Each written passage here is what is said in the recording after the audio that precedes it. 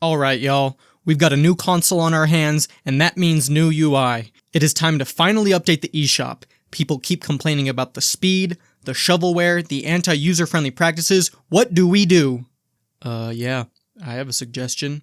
Have you considered making it red? Hi, I'm Tri, and today we're going to be taking a look at the Switch 2 UI, or at least screenshots and pictures of what seems to be the UI. If you haven't seen my channel before, I have a degree in design with a focus on UX and UI. We'll take a look at the home menus as well as the eShop and maybe compare some of them to mock-ups I made in two of my past videos on the channel, as well as the original Nintendo Switch. So, to begin, let's look at the home menu. First we'll take a look at the Switch. Yeah, looks great. Switch 1, home menu, yep. And this is what Nintendo iterated on for the Switch 2. Yep. Soak it all in. Okay, that's enough soaking. Nintendo clearly is still sticking to their guns with the minimalist design, and I have to say, yeah, I'm a little disappointed. We do see themes as a menu item still, so I'm really hoping that this can shake things up with changing the background color at least, but this is what we have for now. A lot of you in my comments gave me feedback on my first UI video, were clamoring for rounded corners on the game cards, and clearly Nintendo felt the same way. It also looks like we now have a bar to hold all our menu icons, and I kinda called that one. I'm taking credit even though this was probably made well before my UI mockup. But my first version had the icons at the top in this pill-shaped bar, and they did the same thing, except at the bottom. It does look like they changed how to show the hover state or select state, and they opted for, oh my, is that gradients? So no, we aren't getting gradients on the side to represent the Joy-Cons, but it looks like your select state is a gradient. That's actually one of the biggest changes of this UI. How fun.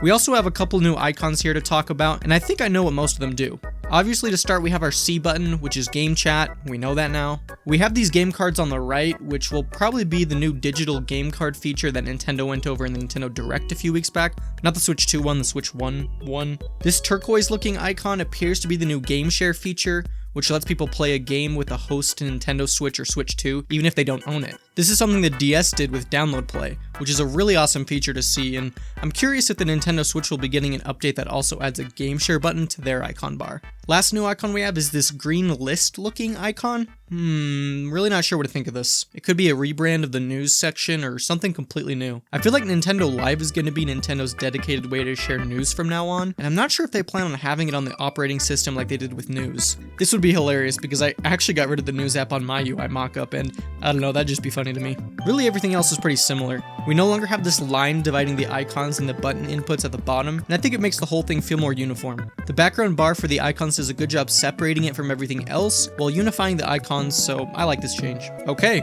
now on to the new eShop, which this time instead of the usual orange color, we've got red. And now that I think about it, why was it ever orange in the first place? The Wii and DSi opted for a muted blue, which kind of fit the vibes of the consoles they were a part of, and then the 3DS shows up and said, we're orange, deal with it. The red fits in line with the Nintendo brand, and it being a Nintendo store and matching the My Nintendo and Nintendo website just makes a lot of sense. And one of the things I brought up in my eShop UI video was a better way to discover games, because it is horrendous on this shop. Right below this main line of featured cards, we have this section. This is also something Steam does, and I feel like Steam really tries to understand its users and the types of games we like to play. Nintendo, you should be doing the same. If we could just get some of these sections based on games we play a lot on our Switch or Switch 2, and the eShop had a good way to identify these games, that would be awesome. I love the information being provided to users about game finds, and that they refresh every Saturday, and the little guide on how to use them. Super excited for this feature, and with how many more games will already be on this eShop, like, I don't know, every single Switch game, I'm happy to be getting a more robust discovery system on day one. We also see the wish list front and center, which is much better than hiding it behind the profile. Something else that I also suggested and wanted to see. Super happy about that. So overall, did Nintendo meet the expectations I had for them about how this UI would look? No, not really. A lot of people in my comment section were talking about how they had little faith that Nintendo would deliver, and I assured them to hold strong, to be confident in the big N and their vision for the Switch 2. Boy, do I have egg on my face now. The changes made to the home menu especially seem to continue to lack that Nintendo charm, but also any hint of features that we would like to see and could be super helpful for game organization. Where are the folders? If they are a feature, where would they appear? In terms of themes, I didn't see any tab about them in the eShop, so I'm not holding my breath. It was also confirmed in the interview that we are not getting eShop music. After reading this, I then thought, oh, that's alright. Maybe we can have Nintendo music connected to the Switch and just listen to whatever Nintendo music we want. But I don't see any sign of that on the home menu either, so yeah, kind of a bummer.